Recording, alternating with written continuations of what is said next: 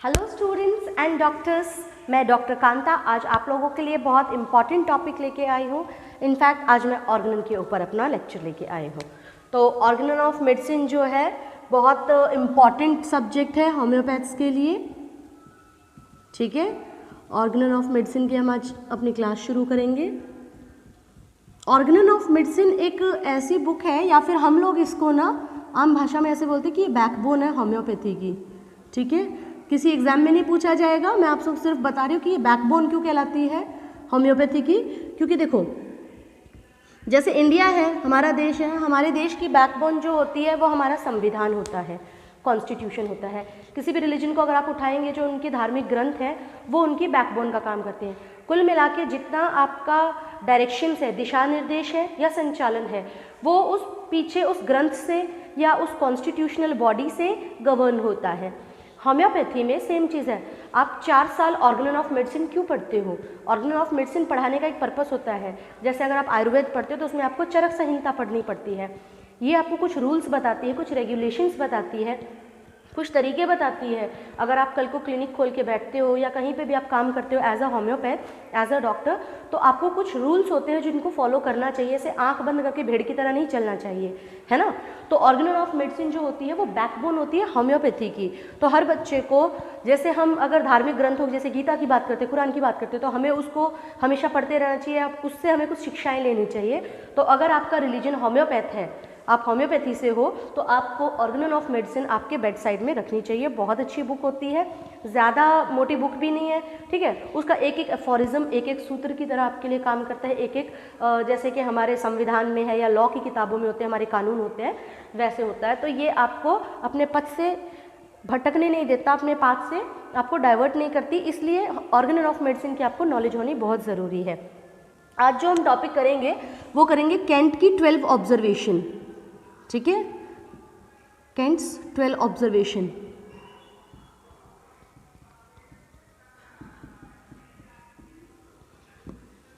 Basically doctor जो cantt थे, उन्होंने 12 अपनी ऑब्जर्वेशंस दी हैं किसी भी प्रिस्क्रिप्शन के बाद, फर्स्ट प्रिस्क्रिप्शन के बाद।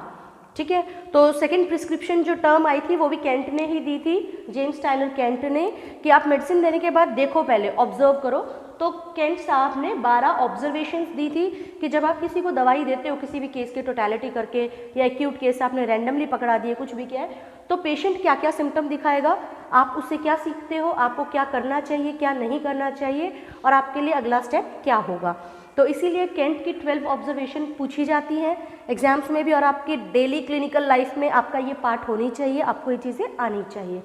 तो इस पार्ट में हम करेंगे सिर्फ अपनी 4 ऑब्जर्वेशन, तो काफ़ी डिटेल में करेंगे। इसलिए कैंट की 12 ऑब्जर्वेशन हम ऑर्गेनन पॉइंट ऑफ व्यू से कर रहे हैं, तो हम रेफरेंस देंगे कि कौन सा अफोरिज्म कौन सी ऑब्जर्वेशन के अंडर आता है, या फिर कौन से अफोरिज्म में आपको उस ऑब्जर्वेशन का जो कि उल्लेख है वो मिल जाएगा, है ना। तो जैसे सबसे पहली जो कैंट की ऑब्जर्वेशन है वो क्या है? कैंट की observation, a prolonged aggravation and then final decline. A prolonged aggravation then final decline। मतलब क्या है इस चीज़ का? डिक्लाइन किसका हो रहा है? ऑफ द पेशेंट, है ना। ये आपको देखने के लिए मिलेगा कौन कौन से एफोरिज्म के अंडर सॉरी, एफोरिज्म नंबर 255, 276, ठीक है, और एक आपका है 279। इन 3 एफोरिज्म में ये जो कंडीशन है आपको ये देखने के लिए मिलेगी कि हम इसको ग्राफ के माध्यम से भी समझ सकते हैं कि प्रोलॉन्ग्ड एग्रावेशन है। जैसे समझ लो हमने ये ग्राफ प्लॉट किया है, ये हमारा ग्राफ है। ठीक है, यहाँ पे हम इंटेंसिटी देखते हैं इस साइड में। ठीक है, इंटेंसिटी ऑफ मेडिसिन कितनी है हमारी, तो इंटेंसिटी,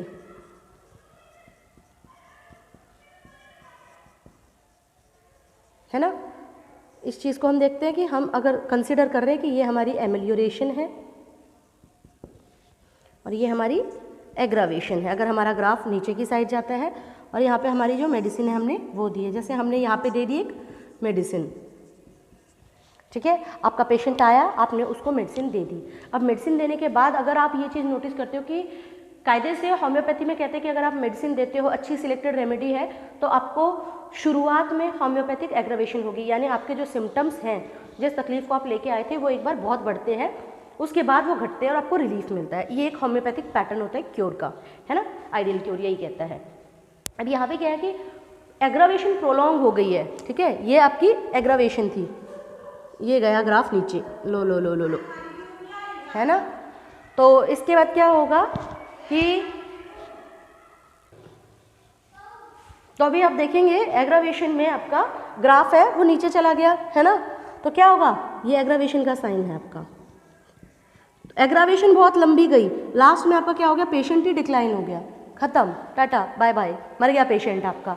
क्या दवाई दी आपने, तो इससे आपने सीखा क्या, ये आपका टाइम पीरियड के अगेंस्ट होता है, जो ग्राफ होता है ना आपका, यहाँ पे आपका टाइम पीरियड होता है, ठीक है, ये इंटेंसिटी ऑफ मेडिसिन क्या है, ठीक है, और ये आपका टाइम पीरियड कि ओवर द टाइम पीरियड क्या कंडीशन आती है। तो जैसे जैसे समय बढ़ता गया पेशेंट की कंडीशन खराब होती गई। तो क्या आप इससे सीखते क्या हो, क्या इन्फरेंस मिला आपको, आपने क्या सीखा, इन्फरेंस आपका क्या आएगा, ये ज़रूरी है भाई, ये चीज़ आपको एग्जाम में भी पूछी जाती है कि कौन सी ऑब्जर्वेशन में आपको ये सिम्टम देखने के लिए मिलेगा, या फिर कौन सी ऑब्जर्वेशन कौन से एफोरिज्म के साथ आप कोरिलेट कर सकते हो, है ना। और क्लिनिकल प्रैक्टिस में अगर ऐसे चलोगे ना तो पक्का कामयाब हो जाओगे, है ना। तो इसमें ये हो सकता है कि क्या क्या इन्फरेंस, आप क्या कंक्लूजन निकालते हो। पहली चीज़ हो सकता है कि ये कोई मिस्टेक हो और जो एंटीसोरिक रेमेडी आपने अगर केस स्टार्ट करने के लिए दी हो बहुत डीप रही हो, है ना, तो उसने डिस्ट्रक्शन स्टार्ट कर दी हो, तो कह सकते हो पहली चीज़ कि मिस्टेक हो गई होगी, है ना, एक मिस्टेक है ये। आपने अगर एंटीसोरिक मेडिसिन दी है, नॉर्मली कई लोग एंटीसोरिक मेडिसिन से केस शुरू करते हैं ना, तो एंटीसोरिक मेडिसिन जो थी वो डीप एक्टिंग थी, डीप एक्टिंग अगर थी तो उसने क्या किया होगा, स्ट्रक्चरल या टिश्यू चेंजेस कर दिए अंदर जाके।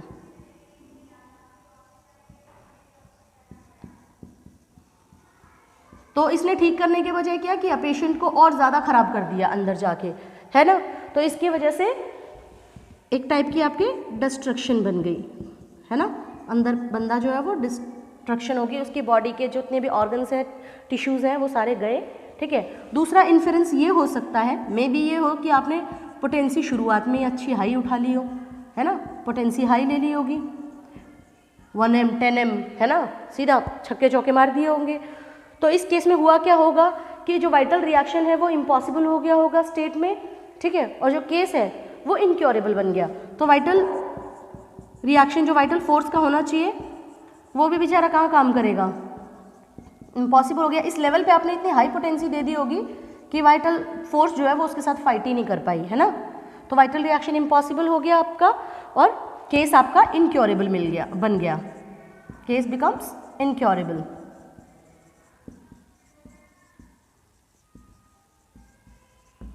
है ना। तो ये हमने सीखा पहली ऑब्जर्वेशन से कि आपने क्या गलती करी होगी कि एंटीसोरिक मेडिसिन दे दी होगी या रॉन्ग सिलेक्टेड मेडिसिन आपने दे दी होगी, तो आपका जो प्रोग्नोसिस आएगा सॉरी, वो क्या प्रोग्नोसिस आएगा, आप खुद सोचिए। प्रोग्नोसिस होता क्या है, एक होता है डायग्नोसिस, एक होता है प्रोग्नोसिस। डायग्नोसिस का मतलब होता है जब हम दो चार चीज़ों को देखते हैं, उसके सिम्टम्स देखते हैं, तो हम एक पिक्चर निकालने की कोशिश करते हैं इसकी दिक्कत है क्या, वो होता है डायग्नोसिस बनाना।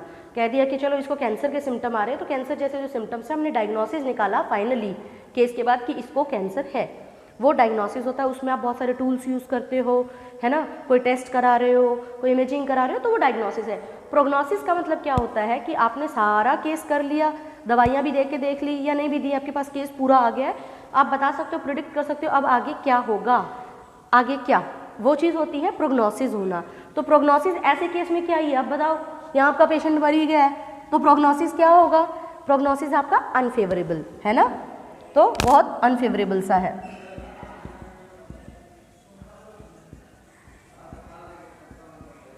तो आपको इस केस में करना क्या चाहिए, है ना। अभी प्रोग्नोसिस पता चल गया, व्हाट टू डू, ऐसे केस में आपको क्या करना चाहिए।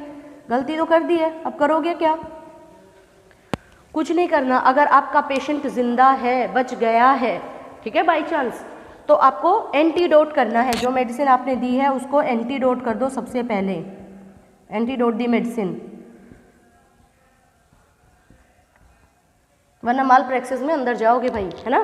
तो कुछ नहीं समझ में आ रहा, प्रोग्नोसिस आपने देख ही लिया कि पेशेंट डिक्लाइन होता जा रहा है, आया था ना उससे तो बहुत ज़्यादा बुरी हालत हो गई, और एग्रावेशन ही एग्रावेशन हुआ है। आप सोच के खुश हो रहे हो कि ओ हो होम्योपैथिक एग्रावेशन हो रही है, इतनी होती है, इतनी होती है, इतनी भी नहीं होती कि पेशेंट ही डिक्लाइन कर जाए, है ना।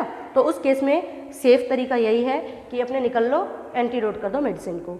सीखते क्या हो इस चीज़ से, रिमार्क्स क्या डालोगे, क्या सीखा भाई ये गलती करके। डॉक्टर की लाइफ में doctor through out the life पढ़ता भी है और सीखता भी है, तो डरना नहीं चाहिए, बढ़ते रहो आगे, गलतियों से सीखो। अब आप इससे सीखोगे तो आप कम से कम ये गलती तो नहीं करोगे कहीं उठा के हाइपोटेंसी में मेडिसिन चेप दी पेशेंट के, है ना, अच्छी डीप एंटीसोरिक मेडिसिन लगा दी पेशेंट के कोई भी कंडीशन देख के, है ना। तो ज़्यादा फन्ने खान बनने से अच्छा है केस को स्टडी करो, कोशिश करो कि ज़्यादा पोटेंसी ना दो। तो इससे सीखते क्या हो कि कभी भी डीप रेमेडी नहीं देनी चाहिए जब ऑर्गेनिक डिजीज प्रेजेंट हो। Never give deep acting remedy जब आपको ये पता है कि इसमें कोई ऑर्गेनिक चेंज आ रखा हो, तब बिल्कुल नहीं देनी चाहिए, ठीक है। इन ऑर्गेनिक डैमेज या ऑर्गेनिक चेंजेस जहाँ पे आपको लगता है पैथोलॉजिकल चेंजेस आ गया, वहाँ ज़्यादा पंगे मत लो। प्लस दूसरी बात है कि अगर आपको लगता है कि कोई भी इनक्योरेबल या डाउटफुल केस है, तो कभी भी आपको इनक्योरेबल या डाउटफुल केस है, जहाँ लगता है ना कि डाउट है भाई ये हो सकता है अंदर, डाउटफुल केस में कभी भी 30 या 200 इससे ज़्यादा पोटेंसी मत दो, ये सेफ लिमिट है। और कोशिश करो 30 पोटेंसी से केस को शुरू करो, तो आपके लिए भी सेफ होगा और पेशेंट के लिए तो भाई साहब बहुत बड़ा काम कर दोगे आप लोग, है ना, कि आपने लो पोटेंसी दी है, ज़्यादा नुकसान नहीं करोगे आप उसका। ये 10M 1M, ठीक है, ये करने की ज़रूरत नहीं है। अगर नहीं इतना कॉन्फिडेंस हो, सीख लो इस चीज़ से, है ना, वो अच्छा है आप लोगों के लिए। इसके बाद हमारी आती है सेकेंड ऑब्जर्वेशन। सेकेंड ऑब्जर्वेशन क्या कहती है, तो यहाँ पे ये गलती कभी मत कीजिएगा कि एग्रावेशन आती है जी, होम्योपैथी में आती है तो पेशेंट को डिक्लाइन कर दो फाइनली कि पेशेंट खत्म आपका, इतनी नहीं आती है, ठीक है। तो अब हम सेकेंड देखेंगे हमारी ऑब्जर्वेशन क्या कहती है केंट साहब की।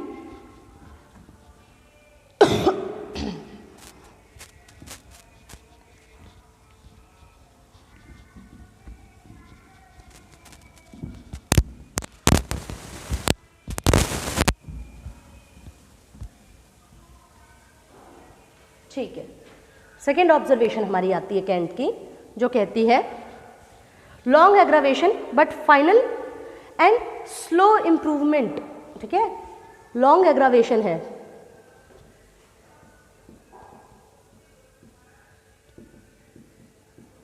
बट फाइनल, ठीक है, एंड स्लो इम्प्रूवमेंट।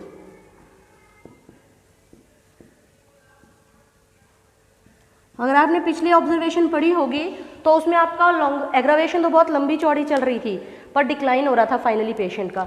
यहाँ पे फाइनली अगर आप देखोगे तो आपको स्लो इम्प्रूवमेंट दिखती है और फाइनली इम्प्रूवमेंट होती है। आपका एफोरिज्म कौन सा आएगा इस केस के अंदर, इसमें आपका जो एफोरिज्म आता है वो आता है 255 ऑर्गेनन ऑफ मेडिसिन से, पढ़ सकते हैं 5th और 6th एडिशन आर.ई. डजन का या बीके सरकार से, आपको मिल जाएगी ये चीज़। अब इसको समझते हैं, लॉन्ग एग्रावेशन हो रही है। अभी होम्योपैथी कहती तो है कि एग्रावेशन होती है, बट कई बार क्या होता है ना, जैसे क्रोनिक केस होता है, आपको 3 साल से खूनी दस्त लग रहे हैं, डायसेंट्री है ना, उस केस में आप कहते हो जी दवाई ले रहे हैं आपसे काफ़ी टाइम हो गया, पर ये है कि चलो 3 साल लग गए, 4 साल लगे, अब मेरे को थोड़ा बेटर फील होना शुरू हो गया है, यानी पेशेंट डिक्लाइन नहीं हुआ, ठीक है। अगर इस लेवल पे था तो इसी पे ही है, इससे ख़राब इतना नहीं हुआ, थोड़ा एग्रावेशन हुआ है टाइम के साथ, बट एक टाइम के बाद कहता है कि चलो ठीक है, आखिरी में ठीक तो हुए, तो ये पॉजिटिव चीज़ है ना। अब इसमें हम देखेंगे, जैसे ग्राफ के माध्यम से समझते हैं इसी चीज़ को, क्या मिलेगा आपको, यहाँ पे आपका एमेलियोरेशन दिखा देते हैं हम, नीचे आपका एग्रावेशन दिखा देते हैं, ये टाइम के उसमें है, ठीक है, ये इंटेंसिटी बताती है आपकी, ये आपकी मेडिसिन गिवन है, ठीक है। तो अभी जैसे आपने दी मेडिसिन, यहाँ पे आप मेडिसिन दे देते हो, मेडिसिन देने से कहते हैं कि पहले तो लॉन्ग एग्रावेशन है, चलेगा भाई, गया, है ना, एग्रावेशन हो गई। पर एक टाइम के बाद क्या होता है कि इसमें एम्लियोरेशन होना शुरू हो जाता है। फाइनली ये हो गई आपकी एम्लियोरेशन, है ना, ठीक है, ये हो गई आपकी एम्लियोरेशन। पेशेंट ठीक होने लग गया एक टाइम के बाद, है ना। तो इससे आप क्या सीखते हो कि पेशेंट जो था ना शुरुआत में इसमें बहुत मार्क्ड ऑर्गेनिक चेंजेस रहे होंगे कुछ ऑर्गन्स में, ये समझ सकते हो। इससे इन्फरेंस आपको जो मिलेगा, क्या पता वो आपको इतनी बुरी कंडीशन में मिला हो, है ना, और आपने उसका भलाई कर दिया हो। तो इनिशियली जो आपका पेशेंट रहा होगा, initially patient might be having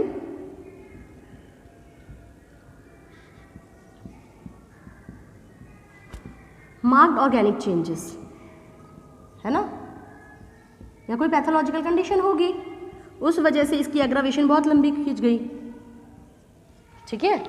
marked organic changes थे कुछ पर्टिकुलर ऑर्गन्स में, सॉरी, ठीक है। अब वो चीज़ इंप्रूव कर रही है आपकी, है ना। तो इस केस में क्या होगा, अगर आप प्रोग्नोसिस देखोगे तो आपको प्रोग्नोसिस क्या मिलेंगे, प्रोग्नोसिस अच्छे ही मिलेंगे इस केस में आपके, है ना। तो प्रोग्नोसिस आपको आएंगे फेवरेबल, क्योंकि पेशेंट आपका जो है वो बेशक कितना भी सफ़र कर गया हो, बट एक टाइम के बाद कहता है जी अब मैं सही हो गया हूँ, क्योंकि उसको एग्रावेशन से एम्लियोरेशन आ चुकी है ना। तो रिमार्क्स क्या मिलेंगे आपको। अच्छा, इस केस में करना क्या चाहिए, पहली चीज़ तो क्या करना क्या चाहिए या क्या नहीं करना चाहिए, व्हाट टू डू, कुछ नहीं करना, कुछ करना ही नहीं है। जो भी मेडिसिन हो रही है, जो भी आपको डोज दिया है, उसको मत छेड़ो जब तक वो कंप्लीट ना हो जाए। तो do not disturb the action of dose, ठीक है,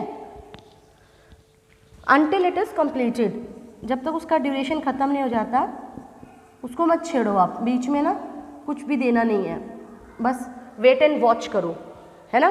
तो ये इससे आप सीखते हो, रिमार्क्स आपको यही मिलेंगे कि आपने अच्छी रेमेडी सिलेक्ट की है ना, और आपको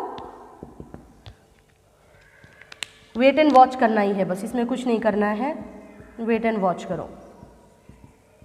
तो हमारी तीसरी ऑब्जर्वेशन क्या कहती है, तीसरी ऑब्जर्वेशन कहती है कि जो एग्रावेशन है वो कैसी है, the aggravation is, the aggravation is quick, short and strong, quick, short and strong, ठीक है। और फाइनली होता क्या है, with rapid improvement of,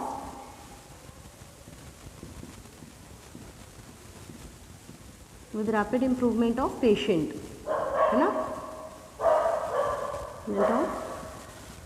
patient, ये आपकी थर्ड ऑब्जर्वेशन कहती है। अफोरिज्म कौन सा कवर करेगी, ये अफोरिज्म कवर करेगी 157 से लेके 160 तक, और इसके अलावा एक अफोरिज्म और 282 को कवर करती है आपकी ये वाली स्टेटमेंट, है ना। अभी ग्राफ के उससे समझते हैं इस चीज़ को ही, क्या होगा, देखो पढ़ के तो बहुत अच्छा लगता है कि बहुत जल्दी जल्दी आपका एग्रावेशन आ रहा है, स्ट्रॉन्ग आ रहा है, रैपिड आ रहा है, और इम्प्रूवमेंट भी बहुत जल्दी हो रही है पेशेंट की। तो ये आपका हो जाता है एम्लियोरेशन, यहाँ पे आपका एग्रावेशन है, ठीक है। यहाँ पे आपने अब दे दी मेडिसिन, मेडिसिन डाल दी यहाँ पे, ये आपकी मेडिसिन है, ठीक है। मेडिसिन डालते ही आपको एक क्विक आया आपका एग्रावेशन, और उसके बाद फटाक से आपको आई एम्लियोरेशन, है ना। तो ये बहुत अच्छी चीज़ है, वैसे देखा जाए तो बेस्ट कह सकते हो इसको, बहुत अच्छा आपका इन्फ्रेंस भी इसमें अच्छा मिलेगा आपको। इन्फ्रेंस आपका क्या आएगा इस केस में,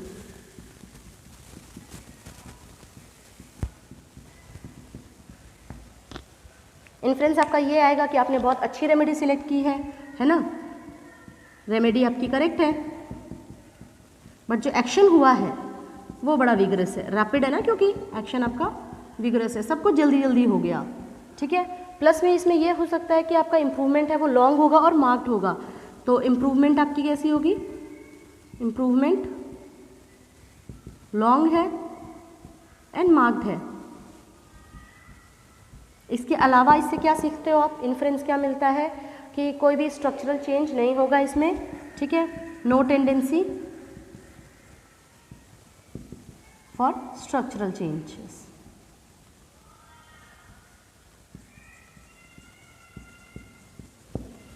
प्लस एक चीज़ आप ये देख सकते हो इसमें कि जो प्रोग्नोसिस है वो बहुत बढ़िया आएगा आपका, है ना, क्योंकि आपको थोड़ी देर के लिए दिक्कत आई है और उसके बाद आपका इम्प्रूवमेंट बहुत अच्छा हो गया है, तो प्रोग्नोसिस इसका फेवरेबल है, ठीक है, वेरी गुड कह सकते हो इस चीज़ को। अभी हमें क्या करना चाहिए, कुछ नहीं करना चाहिए, यही है what to do, nothing to do. What to do, तो कुछ नहीं करना, डो नॉट डिस्टर्ब, जो हो रहा है होने दो, do not disturb the action of remedy.